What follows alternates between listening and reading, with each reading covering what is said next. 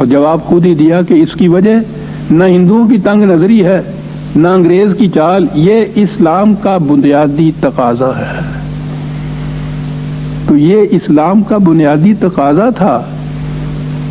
یہ باقی محرکات جو وہ کہہ رہے ہیں، ہو سکتا ہے کہ غیروں نے اس کے متعلق یہی سمجھا ہو، لیکن اقبال نے وضاحت کی، قائد اعظم اس کو دہراتے چلے گئے، اور یہی ایک جذبہ محرکہ تھا، یہی تقاضا تھا، یہی اس مطالبے کی بنیاد تھی، یہی پس منظر تھا۔ اس کے علاوہ جو کچھ کہا جائے گا وہ نہ اقبال نے کہا، نہ قائد اعظم نے، نہ وہ اسلامی ہو سکتا ہے۔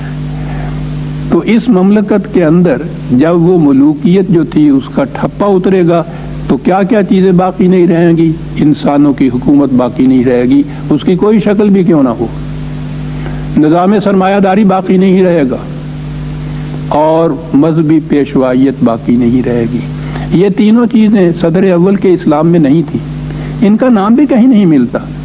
یہ ساری ملوکیت کے دور میں وضع ہوئیں، اور پھر ان کو اسلام کا پیراہن پہنایا گیا، اور اس قبا کو لیے ہوئے یہ 1000 سال میں ہمارے پاس متواتر چلا آ رہا تھا کہ اقبال نے آ کر یہ بات کہی کہ یہ ملوکیتی اسلام ہے، یہ صدر اول کا یا قرآن کا یا خدا کا اسلام نہیں ہے۔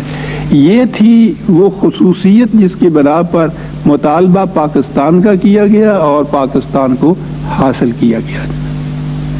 یہ ٹھیک ہے کہ اس سے بے شک اپنی مملکت میں مسلمانوں کی معاشرتی، معاشی، اقتصادی حالت جو ہے وہ بہتر ضرور ہو جاتی ہے، لیکن یہ مقصود بذات نہیں تھا۔ یہ تو اپنی مملکت کے کا ایک وہ یوں کہیے کہ وہ چنگیدا سودا جنہوں کہتے ہیں پنجابی بچ، یہ اس صورت میں ملی تھی، بنیاد اس کی بائی پروڈکٹ اس کو جو کہتے ہیں۔ شکریہ۔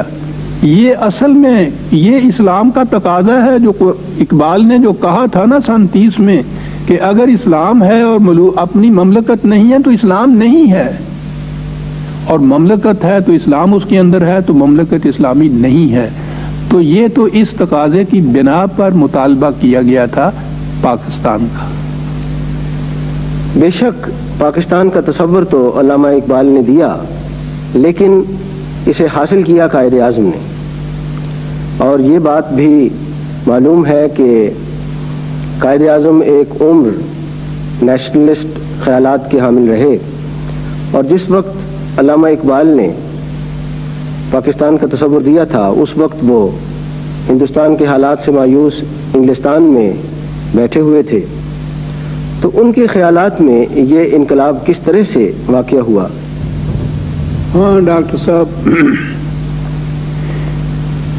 ہماری قوم کے جہاں اور بہت سے المیے ہیں، ان میں ایک المیہ بھی یہ ہے کہ آج تک ہمارے ہاں نہ تو تحریک پاکستان کی کوئی مستند کتاب لکھی گئی، اور نہ ہی قائد اعظم یا اقبال کے سوانح حیات قابل اعتماد طور پر مستنبط کیے گئے۔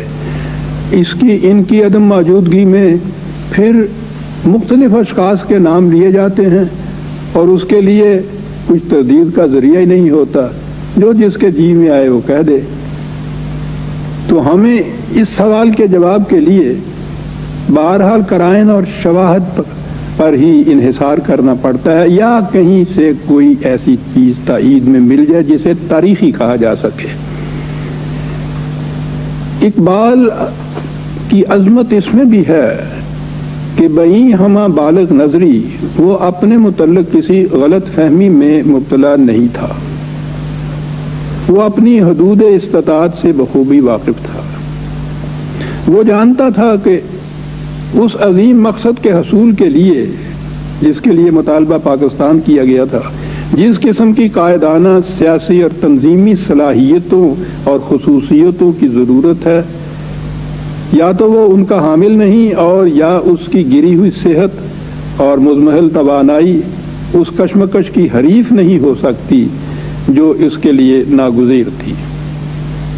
اس بنا پر اس کی نگاہ بصیرت ایک ایسی شخصیت کی تلاش میں نکلی جو اس فریضہ سے عہدہ برا ہونے کی سعادت رکھتا ہو، اور اس مقام پر پہنچ کر انسان واقعی ورطہ حیرت میں گم ہو کر رہ جاتا ہے کہ اس کی نگاہ تجسس جا کر ٹکی تو کس شخصیت پر ٹکی؟